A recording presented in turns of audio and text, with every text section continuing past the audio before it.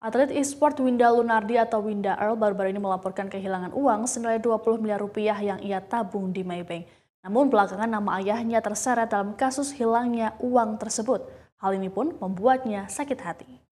Dan seperti yang sudah saya bilang dari awal, Winda mengaku sakit hati dan kecewa saat nama ayahnya dikaitkan dengan kasus uangnya yang hilang di Maybank. Dikutip dari Kompas.com Selasa 10 November, Winda mengatakan dirinya tak mengetahui mengenai uang bunga yang ditransfer ke ayahnya.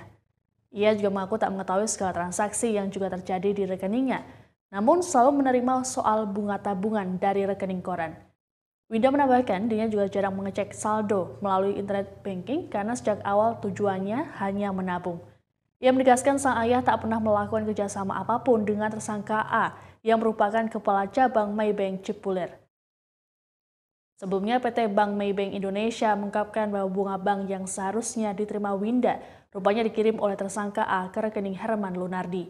Pernyataan itu diungkapkan Hotman Paris selaku kuasa hukum dan Kepala Bagian Tindak Kejahatan Finansial Maybank Andiko pada Senin 9 November.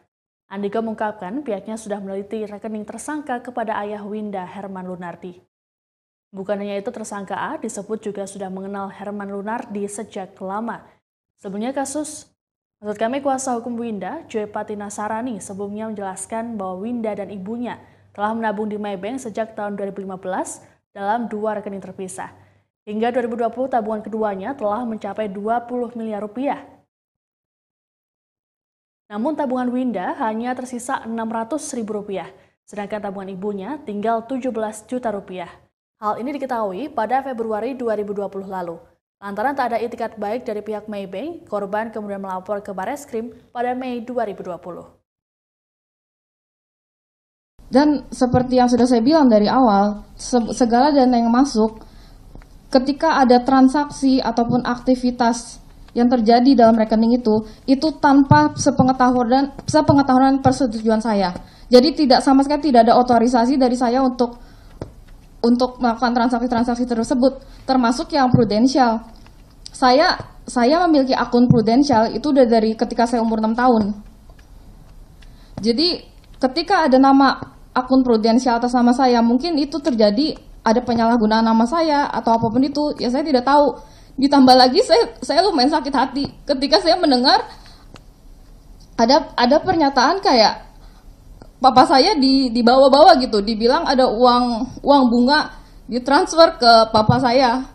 Sedangkan ya kita semua tuh nggak tahu, saya tuh cuma nasabah biasa yang emang menabung gitu loh, Kak.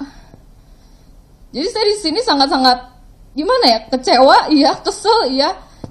Papa saya selama ini usaha tuh halal gitu, selalu mentaati hukum. Itu perlu digarisbawahi. Jadi saya jamin tidak ada mungkin kerjasama antara papa saya dengan tersangka. Itu yang bisa digarisbawahi.